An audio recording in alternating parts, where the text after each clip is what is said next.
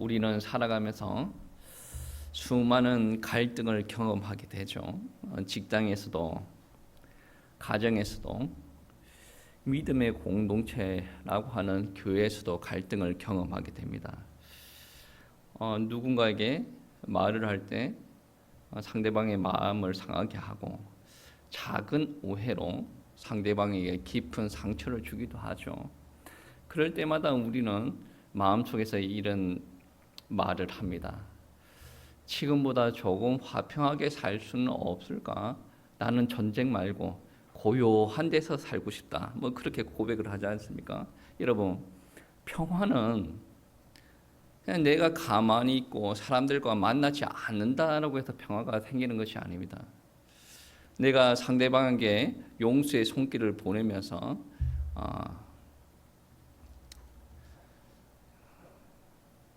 상대방에게 청해야 되는 거죠. 그리고 이해의 씨앗을 뿌려야 됩니다. 이때까지 우리의 삶을 한번 생각해 보세요. 분쟁이 있을 때마다 나의 잘못을 돌아봤습니까? 아니죠. 상대방에게 뭔가 문제가 있다라고 이야기를 했고, 이 관계를 풀기 위해서 내가 노력하지는 않았죠. 이게 바로 우리가 성경대로 지금 살고 있지 않다라는 것이고, 우리가 회복되어야 될 기도 제목이다라는 거죠. 오늘 야고보서의 말씀은 화평을 심는 사람에 대해서 이야기를 하고 있습니다. 우리는 의문이 많아요. 우리도 화평을 심고 싶은데 도대체 어떤 사람이 이 화평과 평화를 만들고 있는가? 성경 말씀에서는 이야기를 하고 있어요. 하나님의 자녀들의 특징이 무엇이냐? 화평하게 한다는 거죠. 마가복음 5장 9절 말씀에 이런 말씀이 있습니다. 화평하게 하는 자는 복이 있나니 그들이 하나님의 아들이라 일컬음을 받을 것이며. 화평하게 하는 자를 보고 하나님의 아들이라고 이야기한다는 거죠. 그러면 우리가 가는 데마다 분쟁을 일으켜 그런 사람들에게 하나님의 아들이라고 이야기하지 않나요? 내가 아무리 믿음이 좋고 헌신을 많이 하고 막 그렇다라고 할지라도 우리는 하나님의 아들이다라고 일컬음을 받을 수가 없어요. 그러면 사람들한테도 인정 못 받는 사람, 드러나는 모습이죠. 드러나는 모습이 하나님을 믿는 사람처럼 보이지 않습니다. 그러면 하나님께서 우리의 믿음을 인정하시겠습니까? 화평하게 하는 것은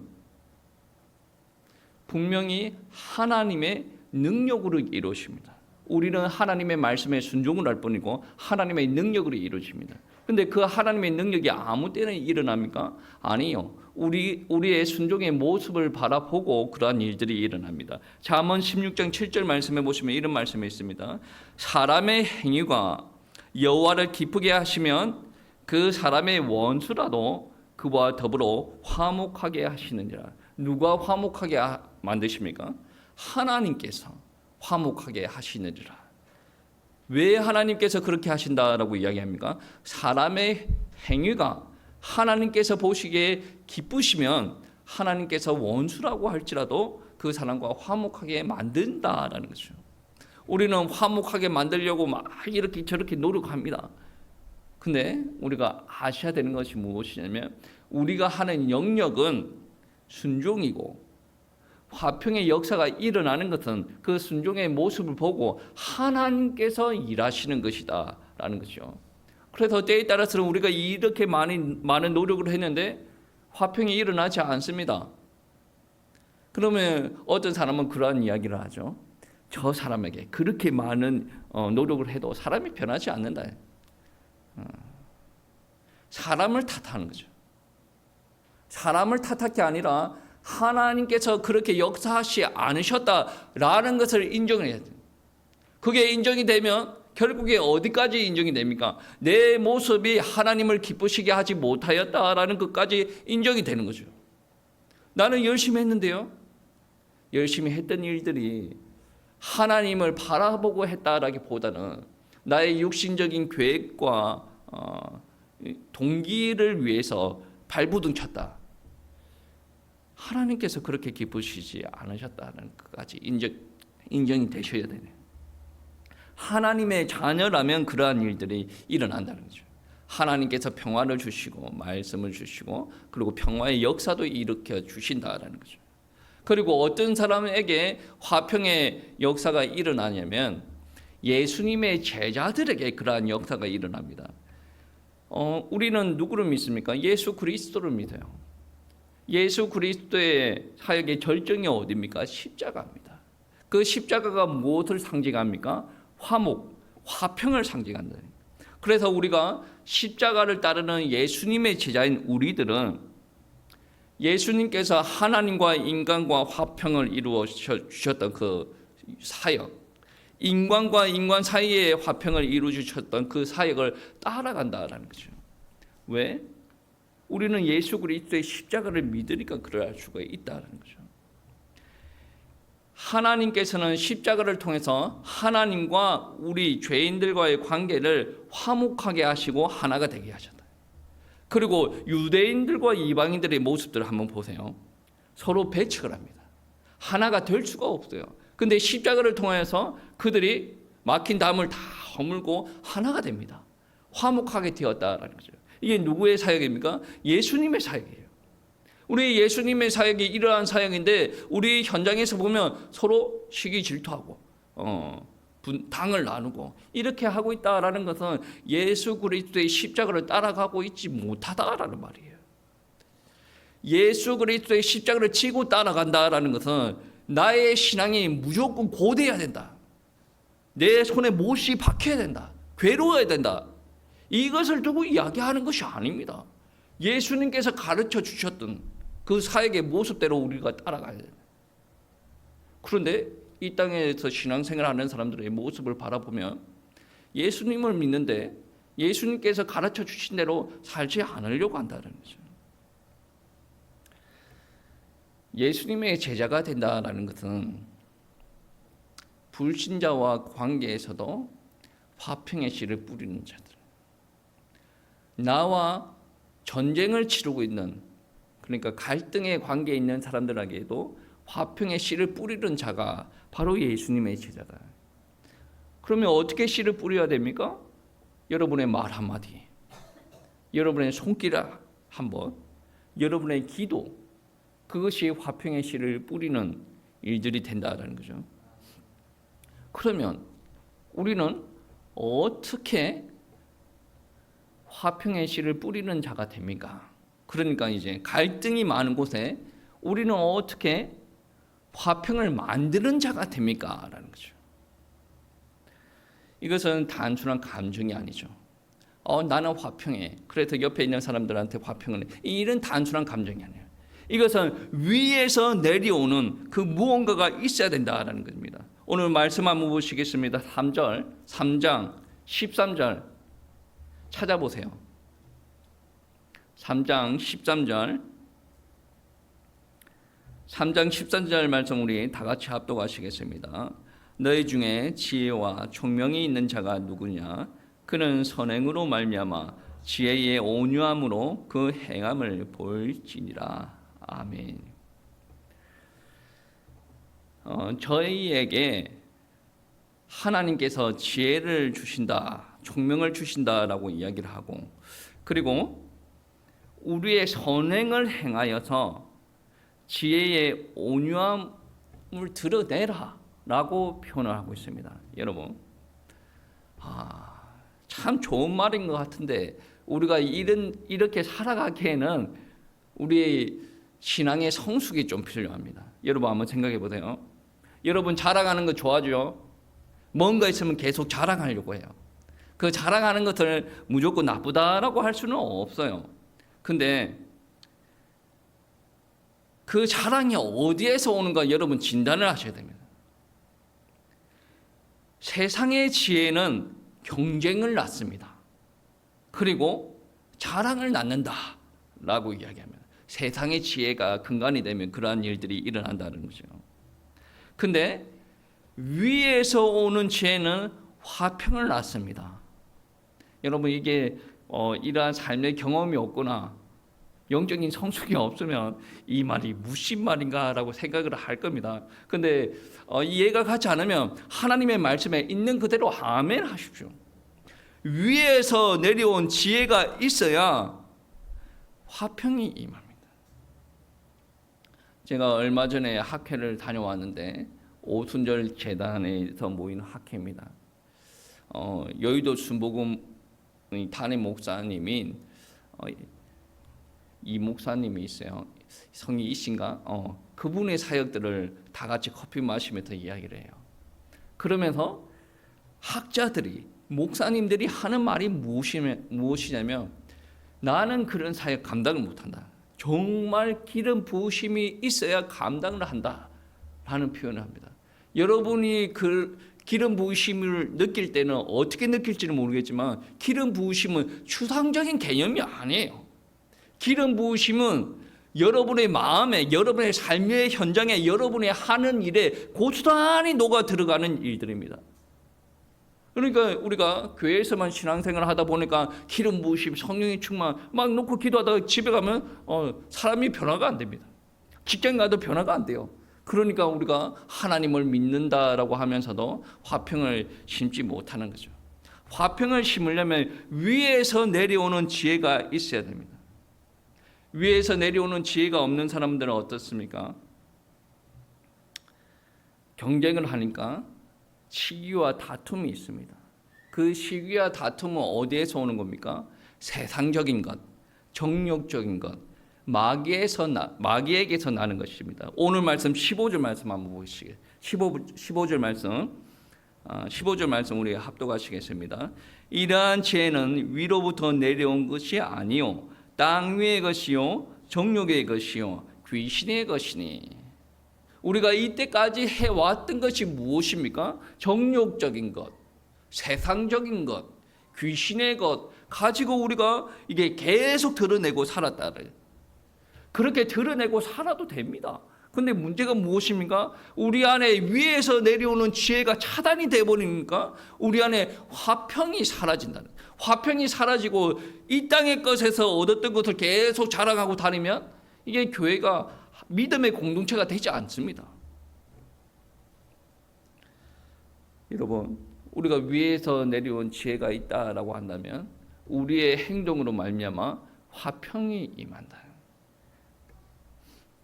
하나님의 신령한 지혜가 여러분에게 임하시길 축복합니다. 갈등의 근원은 세상적인 것이고 정욕적인 것이고 마귀적인 것이다라는 거죠. 화평을 심으려면 이러한 것을 다 버리고 위에서 내려온 하나님의 지혜, 내 지혜를 버리고 하나님께서 주신 지혜가 있어야 된다는 거죠. 제가 설교 시간에 여러 번 언급했던 설교자인데 영국의 유명한 설교자가 있습니다. 찰스 헤돈 스펄전. 이 목사님이 얼마나 유명하냐면 이 목사님이 썼던 논문이 한글로 번역되어서 한국에 소개가 돼요. 그리고 그분이 설교의 황제 막 이렇게 별명이 붙었는데 그분의 설교집이 한국으로 번역돼 가지고 한국 목사님들한테 다 공급이 됐습니다. 얼마나 위대한 목사님입니까? 뭐 장로교, 침례교, 뭐 이 교단을 초월해서 이분은 훌륭한 목사님이에요. 이분이 영국 런던 메트로폴리탄 교회에서 목회를 했는데 몇천 명이 모였어요. 그 옛날에 몇천 명이 모였어요. 그러니까 목사님만큼 다 은혜를 받고 있겠습니까? 아니지요. 다양한 성도들이 모여 있었어요. 그래 놓으니까 이 성도들이 하는 말이 목사님의 설교는 너무 보수적입니다. 교회 리더십 그리고 교회 운영 방식이 너무 우리들의 마음에 들지 않습니다. 라고 이야기를 합니다. 우리가 소개되는 스펄전 목사님은 학적으로도 영성적으로도 훌륭한 목사님인지라 모든 성도님들이 다 따랐을 것 같은데 실제로는 그렇지 않았다는 것을 두고 이야기하죠. 이 목사님이 이러한 분쟁이 생길 때마다 교회 회의실의 문을 닫고 조용히 예배당에 가서 무릎을 꿇고 기도했다라고 합니다. 이분의 일기에서 어떻게 말을 하고 있냐면 나는 다툼이 일어날 때마다 사람을 설득하기 전에 하나님 앞에 먼저 엎드렸다는 거예요. 이 이야기 들으면서 참으로 탁월하신 분이다. 성도들 설득 안 됩니다. 한번 자기 머리에 꽂혀 있으면 설득이 안 돼. 그 설득의 과정이 1년 걸렸다 그런다면 그 교회는 참으로 설득이 바른 거예요. 설득이 안 됩니다. 근데 스펄전 목사님은 분쟁이 있을 때마다 하나님 앞에 무릎을 꿇었다. 그리고 목사님이 어떻게 이야기하냐면 내 마음이 먼저 잠잠해질 때까지 나는 입을 열지 않으려고 했다. 그리고 스펄전 목사님의 설교 중에 어떠한 이야기를 종종 했냐면 하늘의 지혜는 싸움을 멈추게 하는 첫 번째 불씨다. 하늘의 지혜가 먼저 임해야 싸움이 멈추진다. 기도의 무릎이 멈추는 순간 싸움은 이미 반쯤 끝난 것이다. 기도의 무릎을 멈추면 안 된다라는 말씀이죠. 우리 스펄전 목사님은 사람의 논쟁보다 기도가 먼저 싸움을 잠잠하게 하는 것이다 라고 이야기했습니다.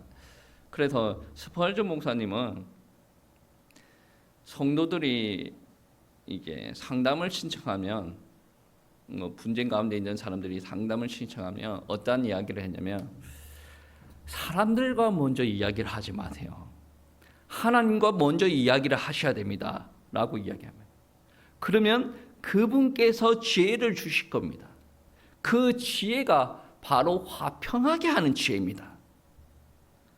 이 이야기를 많은 목사님들이 이야기합니다. 저도 이야기를 했고 불만 불평이 있을 때 하나님 앞에 나가서 기도하세요. 이것은 와 닿지 않는 것 같은데 이분은 이게 머리가 뛰어나서 그런지 같은 말이라도 좀 뉘앙스가 다르죠. 사람들한테 이야기하기 전에 하나님 앞에 먼저 이야기하세요. 하나님께서 지혜를 주실 겁니다. 그 지혜가 분쟁을 막는 화평의 씨앗이 될 것입니다. 여러분, 스펄전 목사님이 큰 사역들을 하면서 무너지지 않을 수 있었던 이유는 기도해서 그래요. 여러분, 스펄전 목사님보다 여러분이 마귀한테 공격을 덜 당하는가? 저는 그렇게 생각하지 않습니다. 여러분이 마귀 입장에서 봐서 저 사람은 공격할 영향가가 없는 사람이다. 그러면 내버려 둘 수도 있죠. 그런데 여러분이 하는 사역들을 보면 정말 귀한 사역들이 많습니다. 그러면 사탄의 공격을 계속 받습니다. 그러면 어떻게 해야 돼요? 영적으로 싸워야 되는 거 아니겠습니까? 그 싸움의 통로가 되는 것이 무엇입니까? 기도. 그 기도가 되려면 제일 먼저 무엇이 되어야 됩니까? 이 시간에 예배가 회복이 되어야 돼요. 말씀을 들어야 돼요. 하나님의 말씀이 무엇을 이야기하는가? 여러분 이 시간에 졸고 있으면 싸울 수가 없어요. 기도할 수가 없어요. 여러분 예배 시간에 조는 사람이 기도할 힘이 생깁니까? 안 생깁니다. 하나님의 말씀 모르는 사람이 어떻게 기도합니까? 그런 사람들이 기도하면 자기 문제를 놓고만 기도하죠.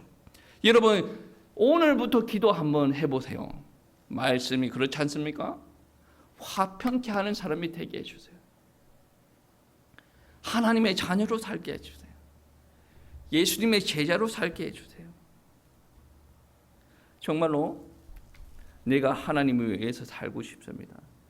하나님 은혜 주세요. 라고 기도하시기 바랍니다. 여러분 화평케 하는 자가 되기 위해서는 반드시 하나님 앞에 지혜를 구해야 돼요. 그리고 성령님께 순종을 해야 됩니다. 지혜를 구하면서 내가 이때까지 살아왔던 방식대로 변화가 되지 않으려고 한다면 하나님께서는 여러분에게 역사하지 않습니다. 화평케 하시려고 한다면 순종하셔야 됩니다. 17절 말씀 한번 보시겠습니다. 찾아보세요. 좀 찾아보세요. 왜 자꾸 이러한 이야기를 하겠습니까? 딥슬립에 빠져있는 사람들이 있기 때문에 그렇지 않겠습니까? 17절 말씀 한번 보시겠습니다. 17절 말씀 우리 함께 읽어보시겠습니다. 오직 위로부터 난 지혜는 첫째 성결하고 다음에는 화평하고 관용하고 양순하며 긍휼과 선한 열매가 가득하고 편견과 거짓이 없나니 라고 이야기를 합니다.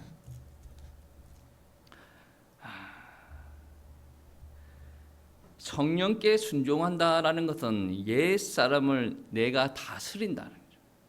옛 사람을 초월한다는 거죠. 제가 계속 이야기하는 것은 옛날에 살아왔던 모습을 고스란히 유지하려고 하는 것이 바로 옛 사람이에요.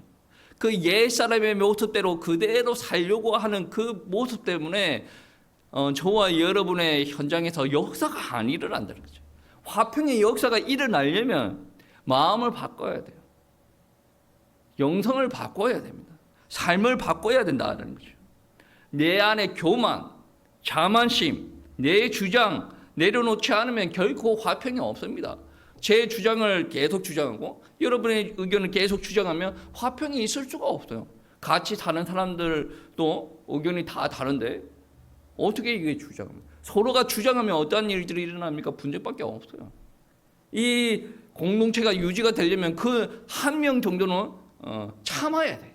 근데 우리 성경이 말씀하시는 것은 참는 것을 이야기하지 않아요. 지혜를 가지고 화평을 드러내라. 하나님의 말씀에 순종을 해라. 참는 것은 만약에 하나님께서 참으라라고 했다면 내 힘으로 참는 것이 아니죠. 하나님께서 그러한 능력을 주신다라는 거죠. 참된 화평을 위해서 순종하는 자가 십자가의 길을 따르는 사람입니다. 여러분, 십자가의 길을 따르는 사람들을 계속 이 땅에 있는 사람들은 무식하고 저주받고 고난의 길을 가는 사람처럼 이상한 이미지를 덮어씌우는데 여러분 십자가의 길을 따라가지 않습니까? 주님께서 가르쳐 주신 길을 따라가면 어떤 역사가 일어나는 줄 아십니까? 주님께서 함께 하십니다. 저와 여러분에게 막혔던 많은 문들이 열릴 것입니다. 여러분이 편안하게 여러분이 이때까지 해왔던 것을 계속 추구하는 사람들은 변화의 역사가 일어나지 않을 겁니다. 근데 조금 좋아진다라고 한다면 여러분이 노력한 만큼의 그 무언가가 이루어질 수는 있습니다. 근데 그게 평생 지속된다는 보장도 없어요. 하나님께서 지켜주셔야 되는 거예요. 성도 여러분, 화평을 싣는 사람들은, 화평을 만들어가는 사람들은 성령님께 순종하는 사람입니다. 우리 마음속에, 우리 현장 속에 시기와 다툼이 있다라고 한다면 하나님의 지혜로 화평을 심어야 됩니다.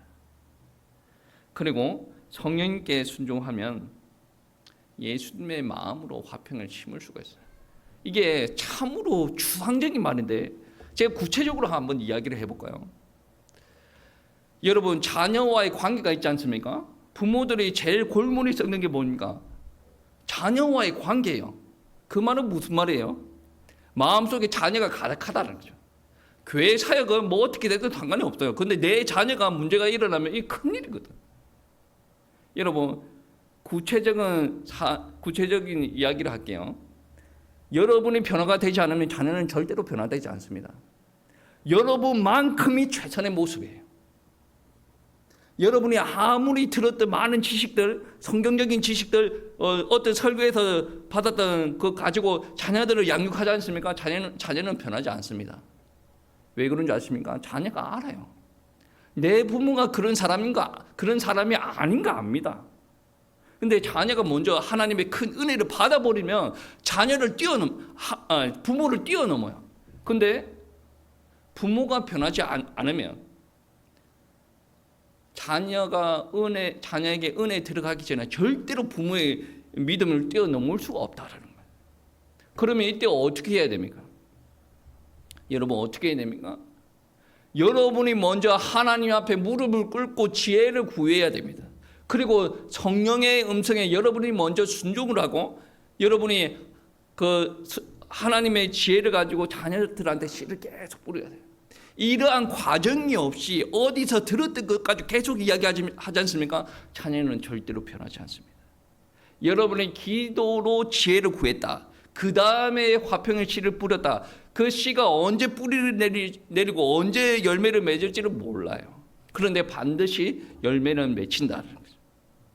어디에서 들었던 거 가지고 자녀를 양육하려고 하지 마세요. 그거는 이미 세상적인 거예요. 교회 안에서 일어난 지혜, 성경적인 지혜는 또 다른 개념이지만 세상에 돌아다니면서 막 그거 했습니다. 그러면 그 자녀에게는 싸움, 경쟁, 자랑 끊임없이 일어나요. 내가 좀 잘 되면 자랑하고, 내가 밑으로 좀 꺼지면 의기소침하고 시기, 경쟁 구도 속에 들어간다. 여러분, 저도 경쟁 구도 안에 더 있는 거 많이 느낍니다. 그런데 정말로 은혜 받은 사람들은 경쟁 초월합니다. 아브라함이 우물을 팔 때 물이 계속 나왔지 않습니까? 이 경쟁을 초월하는 거예요. 아브라함의 아들 이삭도 물을 팠어요. 물이 계속 나와요. 경쟁을 초월해요. 다윗이 사울과 경쟁했습니까? 아니요. 바울이 유대 종교 지도자들과 경쟁했습니까? 아니요.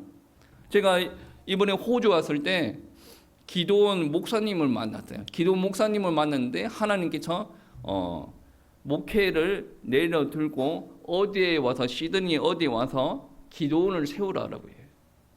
그러면서 하나님께서 주신 메시지가 뭐냐면 앞으로 이 호주 땅에 기근이 엄청 심할 텐데 이곳에 우물을 팔아. 그러니까 이 부분을 저와 여러분은 이해를 할 수가 없어요. 근데 이제 우물을 뚫는 그러니까 지하수를 뚫는 업자가 외국 사람들이 왔어요. 그러니까 외국 사람들은 객관적인 전문가니까 데이터가 있지 않습니까? 여기를 꼽으면 물이 난다는 거죠. 그런데 그 목사님이 어떻게 이야기했냐면 여기 말고 저쪽에. 전문가들이 거기서 안 하려고 합니다. 왜 그러냐면 저기는 물이 나오지 않아요. 여기가 물이 잘 나오는 곳이라니까요. 그러니까 목사님이 어떻게 이야기했냐면 저기 일단 파보자. 팠는데 물이 안 나왔어. 그래도 나는 당신이 작업한 그 경비를 다 주겠다. 그러니까 이 전문가들이 가가지고 저기서 우물을 탁 파는 거예요. 우물 파면 물이 콱 흘러나오는 거죠. 이 사람들이 놀라는 거죠. 어떻게? 아니, 전문가가 야 이거 어떻게 알았냐 그랬더니 목사님 하는 말은 그러니까 다들 놀랐다는 거죠. 호주에는 수압이라는 게 어느 정도 평균치가 정해져 있대요. 거기는 땅 안에 물이 너무 많아서 수압을 틀지 않습니까? 호주 전 지역에 있는 수압보다 더 높았게요. 하나님께서 호주 땅에 기근이 있을 것인데 그때를 대비하여서 그거를 이거는 경쟁하는 것이 아닙니다. 하나님께서 주시는 지혜로 가는 거죠. 여러분 열심히 하고 열심히는 다 열심히 합니다. 여러분 능력이 뛰어납니까? 뭔가에 심취하면 심취할수록 나는 별게 없네라는 것이 드러나요. 여러분 한번 열심히 해보세요. 공부 열심히 해보세요. 나보다 더 뛰어난 사람만 보여. 여러분 기술 열심히 한번 해보세요. 내보다 뛰어난 사람만 보여요. 그게 정상이에요. 이게 세상적인 기준 안에 있을 때 뭔가 시작하는 첫 단계에 있을 때는 뭐 될 것 같아. 나는 할 수 있어. 막 이런 게 보여. 근데 계속 하다 보면 이게 안 되는구나. 처절하게 느끼는 거예요. 이 정도 경쟁 구도에 들어가지 않으려면 위에서 내려오는 게 있어야 됩니다. 여러분 뉴에이지 음악이라고 이야기하죠. 뉴에이지 음악 엄청나게 유명했던 음악인데 그 사람들은 하나님의 사람보다 더 탁월한 게 있어요. 어떤 개념이냐면 그들은 음악을 잘 하려면 신과 접해야 된다. 하나님의 신을 두고 이야기하는 것이 아닙니다. 그들도 이 세상 신, 악한 신, 귀신 접하는 것을 이야기를 합니다. 그렇지 않고서는 이 일반적인 고만고만하는 사람들을 뛰어넘을 수가 없다는 거죠. 하나님을 믿는 사람들도 그래야 된다. 언제까지 경쟁에 치여가지고 열심히 살아고 진 빠지고 그렇게 살아갑니까? 때에 따라서는 하나님께서 경제도 붙이고 사람도 붙이고 하나님께서 타이밍 탁탁탁 맞춰가지고 다 요셉처럼 한 번에 종리로 올리고 뭐 이러한 일들이 좀 있어야 되지 않습니까? 언제까지 이때의 것에 목매어가지고 세상의 지혜 살려면 그렇게 해야 된다더라 열다다다다 힘들어서 못 살아요. 10년 안에 여러분 몸 축이 날 거예요. 여러분 화평을 싣는 자가 되시기 바랍니다. 하나님께서 여러분에게 축복 주실 텐데 그 화평을 싣는 자가 되어야 축복이 온단 말이에요. 화평을 싣는 자가 되면 그 인생은 절대로 외롭지 않습니다. 마음의 평안이 흐르고 삶에는 의의 열매가 드러나는 거죠. 마지막에는 사명까지 다 완성을 할 수가 있다. 여러분 제가 지금 이야기하는 것은 이 사역들을 감당을 해야 하나님의 진정한 축복이 저와 여러분에게 임한다라는 말씀입니다. 화평을 싣는 사람들은 정말로 하나님께서 주시는 평화가 있다는 거죠. 마태복음 11장 28절 29절 말씀에 보시면 이런 말씀이 있지 않습니까? 수고하고 무거운 짐진 자들아 다 내게로 오라. 내가 너희를 쉬게 하리라. 나는 마음이 온유하고 겸손하니 나의 멍에를 메고 내게 배우라. 그리하면 너희 마음에 쉼을 얻으리라. 여기서 이야기하는 것이 무엇입니까? 쉼을 주겠다. 주님께서 온유하다. 주님께서 그 멍에를 다 메시겠다. 화평을 지금 이야기한다는 거죠. 반대로 정욕대로 악한 죄로 사는 사람들은 어떻습니까? 혼자 힘들어요. 혼자 눈치를 봐야 되고 혼자 시기질투해야 되고 싸움을 해야 되고 혼자 마음이 지옥네. 하나님께서 화평을 주는 사람들은 다 섬기고 다 잘되게 하는 거죠. 다윗을 보세요. 다 잘되게 하려고. 다윗을 보고 시기질투하는 사람들은 어쩔 수 없죠. 바알보다 다 잘되게 하려고. 여러분 시기질투는 덕이 안 됩니다. 이 땅의 것에 속한 사람들은 시기질투하는 거고 아니면 하나님께서 주시는 평화가 단절되지 않은 사람들은 계속 화평을 전할 수가 있다는 거죠. 그리고 오늘 말씀에서도 화평을 전하는 사람들에게 오는 축복이 의의 열매를 맺게 한다. 18절 말씀이에요. 18절 말씀 화평하게 하는 자들은 화평으로 심어 의의 열매를 거두느니라. 여러분 복음 전하는 곳에 어떠한 일들이 일어나는 줄 아십니까? 하나님의 나라가 임합니다. 하나님의 통치가 임하고 그 통치는 하나님의 질서 안에서 통치가 일어나는 거예요. 그것을 두고 우리는 공의와 정의라고 이야기를 하지 않습니까? 그렇게 통치가 임하면 평화가 임하게 된다. 평화의 복음이 뿌려진 데마다 깨어졌던 관계가 회복됩니다. 역사적으로 소외되었던 여성들, 어린아이들, 고아, 장애우들이 화평케 되는 역사가 일어납니다. 복음이 일어나면 그렇잖아요.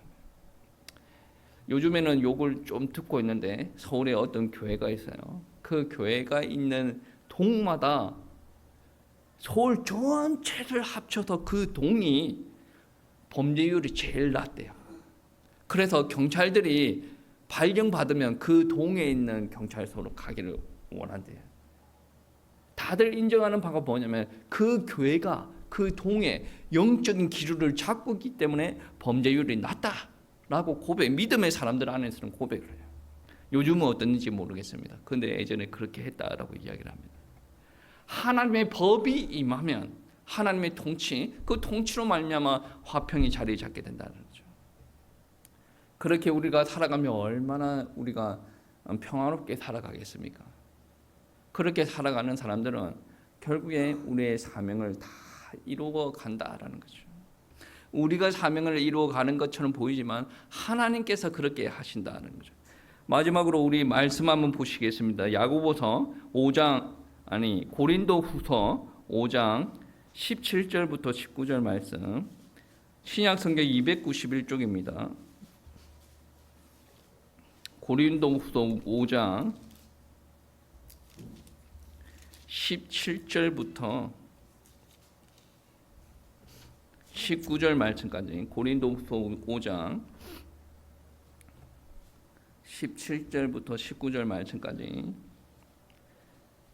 합독하시겠습니다. 그런즉 누구든지 그리스도 안에 있으면 새로운 피조물이라. 이전 것은 지나갔으니 보라 새 것이 되었도다. 모든 것이 하나님께로부터 났으며 그가 그리스도로 말미암아 우리를 자기와 화목하게 하시고 또 우리에게 화목하게 하는 직분을 주셨으니 곧 하나님께서 그리스도 안에 계시사 세상을 자기와 화목하게 하시며 그들의 죄를 그들에게 돌리지 아니하시고 화목하게 하는 말씀을 우리에게 부탁하셨느니라. 아멘. 우리에게 화목하게 하는 직분을 주셨고 화목하게 하라라고 부탁을 하셨어요. 하나님께서는 우리를 통하여서 화목하게 하시겠다라고 이미 약속하셨고 그 사역들을 위해서 우리를 예전과 다른 새로운 피조물로 삼으셨다라는 것입니다. 그럼 우리가 해야 될 일은 무엇입니까? 그 말씀에 순종하는 거예요. 그래서 우리의 모습들로 통해서 하나님께서 화목하게 하실 겁니다. 그러한 능력을 바라보고 우리는 무엇을 느낍니까? 아, 하나님께서 우리와 함께 계시구나. 우리가 기도했더니 응답되었습니다. 하나님께서 역사하시네요. 그것보다 더 뛰어난 거 아니겠습니까? 왜 말씀 속에서 그대로 이야기하고 있는 것을 우리가 그대로 순종을 했더니 하나님께서 온전히 역사하셨다라는 것입니다. 여러분, 우리의 사명이에요. 화해의 사신이 되어야 된다는 거죠. 여러분 한번 보세요. 우리 주변에 갈등이 너무나도 많이 있습니다. 부부 간의 갈등, 가정에서 갈등, 그리고 남북 간의 갈등도 있죠. 세대 간의 갈등도 있고 성별 간의 갈등, 여러 가지 갈등들이 있습니다. 우리가 우리의 삶을 바라보면 이 나라가 너무나도 척박하다라는 것을 느끼지 않습니까? 여러분 TV를 보시기 바랍니다. TV를 바라보면 따뜻해지는 TV가 전혀 없습니다. 서로 헐뜯고 아니 서로 재미나게 노는 것도 헐뜯어야 사람들이 웃습니다. 너무나도 웃겨요. 이 한국 땅이 너무나도 재미났습니다. 그런데 이렇게 척박한 땅에 저와 여러분이 인내로 화평의 씨를 뿌려야 됩니다. 우리의 냉랭한 관계 속에서 소망을 가지고 화평의 씨를 뿌려야 된다는 거죠. 예, 여러분 이 시간에 우리가 결단해야 됩니다. 주님, 오늘 저를 화평의 전도자로 사용하여 주시옵소서. 상처가 난 자리마다, 다툼이 있는 자리마다 제가 화평의 씨앗을 뿌릴 수 있도록 하나님 은혜 허락하여 주시옵소서. 그러면 그렇게 살아가는 여러분을 통해서 하나님께서 능력으로 여러분에게 함께 행하실 것입니다. 이 땅에 많은 사람들이 관심 있는 부분들이 있습니다. 하나님, 내가 어떻게 하면 응답을 잘 받습니까? 여러분이 말씀에 순종하시면 됩니다. 여러분이 말씀에 순종을 안 하니까 여러분이 바뀌지 않는 거죠. 그리고 여러분의 삶의 현장에 응답으로 와 닿지 않는 거죠. 오늘 말씀은 어떻습니까? 화평을 신고 화평을 전하는 자가 되어야 돼. 여러분을 위한 거예요. 다른 사람들을 위한 것이 아닙니다. 하나님께서 그것을 원하시니까 나는 그것을 하는 거고 그 행동을 했을 때 하나님께서 기뻐하시고 하나님께서 역사하시는 거예요. 이러한 응답들을 체험하려면 어떻게 해야 됩니까? 우리가 하나님의 말씀에 순종을 해야 돼요. 순종하시고 하나님의 능력들을 크게 체험하시기를 축복합니다.